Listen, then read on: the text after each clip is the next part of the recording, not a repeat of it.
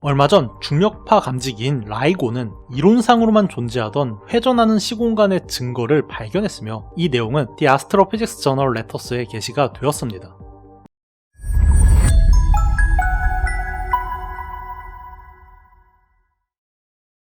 노벨상은 가장 위대한 과학적 업적을 이룬 연구자들에게 수여하는 최고의 명예지만 결국에 그 목적은 우리의 세상을 더욱 좋게 바꾸는 것이기 때문에 실용화될 가능성이 없고 이론만 존재하는 가설로 노벨상을 받는 것은 굉장히 어려운 일인데요.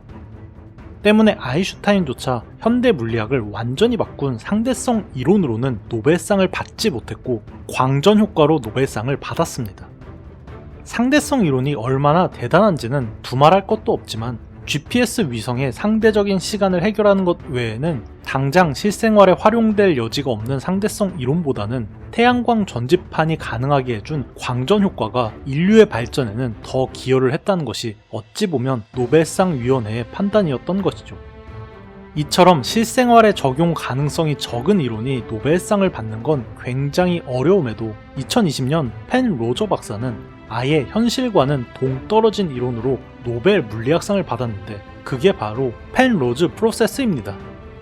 우주 공간에서 시공간 자체가 빠르게 회전하면 어마어마한 에너지를 추출할 수 있다는 펜 로즈 프로세스는 듣기만 해도 얼마나 우리 일상과는 관련이 없는 이론인지를 알 수가 있는데 그럼에도 불구하고 노벨 물리학상을 받은 이유는 단순히 커 블랙홀에서 무한한 에너지를 얻을 수도 있는 걸 넘어서 이 원리를 이용하면 상대성 이론에서는 절대 허용될 수 없는 블랙홀의 사건의 지평선 내부를 들여다보는 게 이론적으로 가능하고 그렇다면 중력의 본질을 직접 볼 수 있기 때문에 인터스텔라 같은 영화에선 블랙홀 내부의 데이터를 받는 것만으로 인류가 중력과 시공간을 자유자재로 다룰 수 있게 되는 것으로 묘사가 됩니다. 사실상 인터스텔라의 핵심 내용 자체가 펜 로저의 이론에 영감을 받은 것이죠. 하지만 이런 현대 물리학을 송두리째 바꿀 수 있는 사건의 지평선 내부를 보기 위해서는 빠르게 회전하는 시공간, 일명 커 블랙홀이 실제로 있어야 하는데 사소한 문제는 지금까지 커 블랙홀은 어쩌면 존재할 수 있지 않을까 하는 이론상에서만 존재하는 천체라는 것이었습니다. 뭐 지금까지는 말이죠. 얼마 전 중력파 감지기인 라이고는 이론상으로만 존재하던 회전하는 시공간의 증거를 발견했으며 이 내용은 The Astrophysics Journal Letters에 게시가 되었습니다. 다들 아시다시피 라이고는 인류 역사상 유일무이한 눈으로는 절대 볼 수 없는 시공간에 휘어지는 걸 감지할 수 있는 중력파 감지기인데요. 4km가 넘는 거울에 레이저를 쏴서 돌아오는 걸 각기 다른 방향으로 측정함으로써 시공간의 변화를 10의 마이너스 21승 미터 수준까지 감지가 가능한데 10의 마이너스 21제곱미터는 수소 원자보다 100만 배 이상 작은 수준으로 라이고가 얼마나 대단한 장비인지를 알 수가 있죠.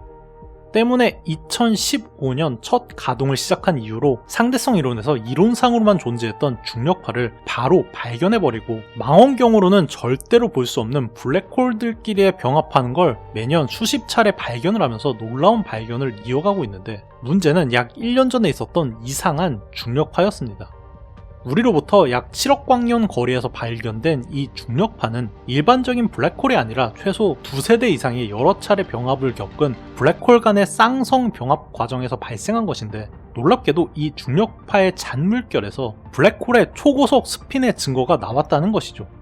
데이터에 따르면 7억 년 전 있었던 이 블랙홀의 스핀 값은 무려 광속의 90%로 회전하는 블랙홀이고 링 싱귤러리티를 가진 커 블랙홀로 보인다는 것입니다.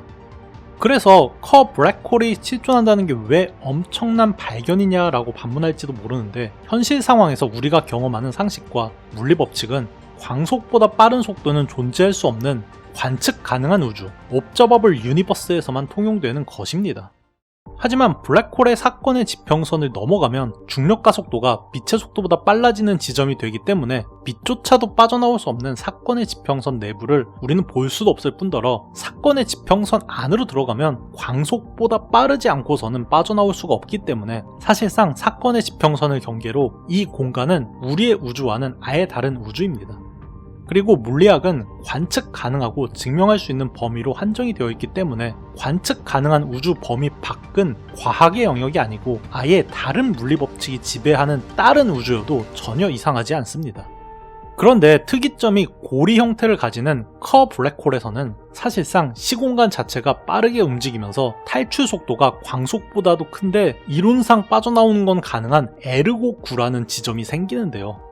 물론 현실적으로는 광속에 가까운 추진력을 내면서 중력 가속도까지 견디는 우주선이 필요한 거의 불가능에 가까운 문제가 있지만 커 블랙홀이 존재한다는 것 자체만으로 우리 우주와는 다른 우주인 사건의 지평선 내부를 볼 수 있는 방법이 존재한다는 것이기에 커 블랙홀이 존재한다는 것 자체가 엄청난 의미입니다. 사건의 지평선 내부를 본다면 우리 우주의 물리법칙과 관련이 없는 다중 우주를 들여다보는 것과 다를 바가 없고, 영화 인터스텔라에서도 가르강티아가 커 블랙홀이라는 설정 덕분에 주인공이 에르고 9 영역 안에서 정보를 꺼내서 중력 방정식을 완성하려고 했던 것이죠. 조금 더 공상과학으로 들어가자면 커 블랙홀이 이론에서만 존재하는 게 아니라 현실에서도 존재한다면 고도로 발달된 외계 문명은 커 블랙홀 외에 다른 항성계에서 거주하려 할 이유가 없을지도 모릅니다. 펜로즈 프로세스는 에르고 9 영역에서 사실상 광속보다 빠른 속도가 가능한 원리에 착안해서 일종의 무한 동력 에너지를 만들 방법을 찾아냈는데, 정확히는 무한 동력은 아니고 블랙홀의 회전 에너지를 뺏어오는 것이긴 하지만 이론상 다이슨 스피어 같은 거대한 구조물 없이 그에 준하는 에너지를 얻을 수도 있을 뿐 아니라 태양 질량의 수천만 배의 커 블랙홀 하나만 있으면 거의 10의 50제곱년, 그러니까 사실상 우주가 종말할 때까지 에너지를 추출하는 것이 이론상 가능하죠. 결국에 정상적인 수직 타산을 따져보면 성간 여행이 가능할 정도의 외계 문명이라면 새로운 터전을 찾아서 우주의 이곳 저곳을 헤집기보다는 그냥 커 블랙홀 하나만 찾아서 근처에 살만한 행성이나 링월드를 만들어서 수천 조년 동안 펜로저 프로세스로 블랙홀의 에너지를 뽑아먹으면서 사는 게 훨씬 더 합리적일 것입니다. 이렇게 커 블랙홀은 광속보다 빠른 속도가 존재할 수 있는 영역인 에르고 9나 관측 가능한 우주를 넘어선 영역을 관측할 가능성까지 존재한다는 그 자체만으로 역설덩어리이기 때문에 이건 마치 음의 질량이나 IQBL의 드라이브처럼 이론상으로만 가능하지 현실 우주에는 존재하지 않는다고 여겨졌던 천체였는데요.